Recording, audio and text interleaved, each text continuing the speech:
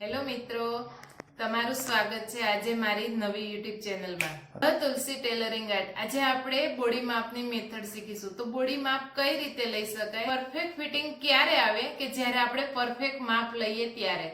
હવે હું તમને પરફેક્ટ માપ લેતા શીખવાડીશ।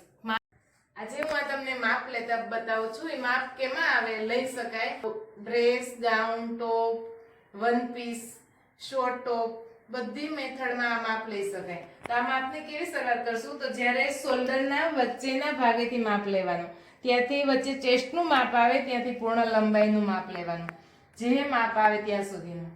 શોલ્ડરનું માપ છે તો શોલ્ડરમાં જે ખંભાનો ઘૂંટણનો ભાગ છે, ખંભાના ઘૂંટણથી ને અહીંયા સુધીનો ભાગ એટલે શોલ્ડરનું માપ। એમના પછી ચેસ્ટનું માપ આવશે।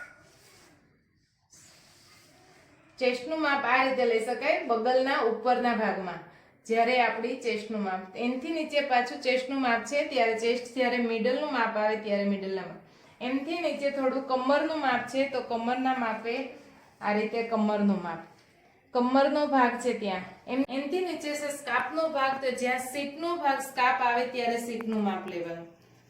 માપ છે જ્યારે બગલનો ભાગમાં મેઝરમેન્ટ લઈ અને આવી રીતે આમલ્સનું માપ લઈ શકાય। એમના પછી સ્લીવ લંબાઈ છે, તો જ્યાં શોલ્ડરનું માપ કમ્પ્લીટ પૂરું થયું ત્યાંથી સ્લીવ લંબાઈ, સ્લીવ લંબાઈમાં હાફ કરવી છે તો એ રીતે, લોંગ કરવી છે તો એ રીતે, ફૂલ કરવી છે તો એ રીતે, જ્યારે જેવડી લંબાઈ છે તેવડું માપ, મોળીનું માપ જ્યાં લંબાઈ આવતી હોય ત્યાં મોળીનું માપ લઈ શકાય, ફૂલ હોય તો ફૂલનું માપ, શોર્ટ હોય તો શોર્ટનું માપ। આ માપ આપણે કુર્તીનું લીધું, તો કુર્તી પછી પ્લાઝાનું માપ કઈ રીતે લેવાય, તો જ્યાં કમરે પોઈન્ટ પહેરતા હોય ત્યાંથી તે નીચે પાની સુધીનું માપ એટલે પ્લાઝાનું માપ। સીટનું માપ છે પાછળના ભાગે હિપ્સનો ભાગ આવે ત્યાંથી માપ લેવાનું, સીટનું માપ। એનથી ઉપર કમરનું માપ છે, જ્યાં પહેરવી ત્યારે જ્યાં કમરનું માપ આવે ત્યાં કમરનું માપ।